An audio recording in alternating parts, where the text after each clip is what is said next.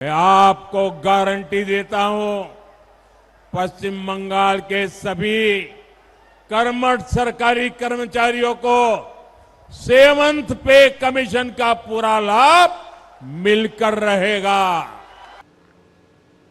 Pay কমিশনের পর এবার দেখাবো ডিএ নিয়ে মমতা বন্দ্যোপাধ্যায় কি দাবি করেছেন। সরকারি কর্মীদের 25% ডিএ দেওয়া হয়েছে বলে দাবি করেছেন মুখ্যমন্ত্রী। সরকারি কর্মীরা বাচ্চা হওয়ার সময় 731 দিন ছুটি পান, পিতৃত্বকালীন ছুটিও আছে 1 মাস। সরকারি কর্মীদের শুধু 25% ডিএ দিয়ে দিয়েছি, ডিএর পাশাপাশি সরকারি কর্মীরা অনেক ছুটিও পান, দাবি করছেন তৃণমূল নেত্রী।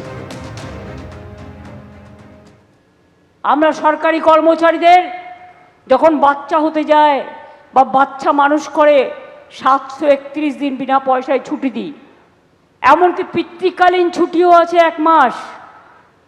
আমরা সরকারি কর্মচারীদের 25% ডিএ শুধু দিয়েছি তাই নয়, তারা অনেক ছুটি পায়।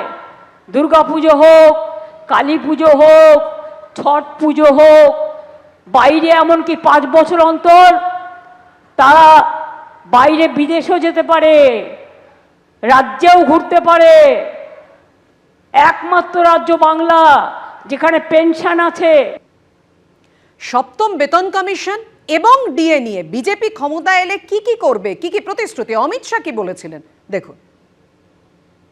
बंगाल के सारे कर्मचारियों को 45 दिन में 7वां वेतन आयोग की तनख्वाह और डीए दोनों देने का काम भारतीय जनता पार्टी करेगी। সরকারি কর্মীদের 25% ডিএ দেয়া হয়েছে দাবি করেছেন মমতা বন্দ্যোপাধ্যায়। সেই প্রসঙ্গে শ্রমিক ভট্টাচার্য কি বলেছেন দেখুন এবার। মুখ্যমন্ত্রীর এই বক্তব্যের কোন প্রতিষ্ঠা সরকারি কর্মচারী কিংবা পেনশনভোগীদের মধ্যে আছে? তারা তো আমাদের শুভেচ্ছা জানাচ্ছেন, আমাদের অভিনন্দন জানাচ্ছেন, কৃতজ্ঞতা জানাচ্ছেন, বলছেন এই নির্বাচনে আপনাদের সঙ্গে আছে, পরিবর্তন চাই, পাল্টানো দরকার, চাই বিজেপি সরকার। তারা বলছেন 3টে মামলা হারবার পরেও সুপ্রিম কোর্টে গেছেন।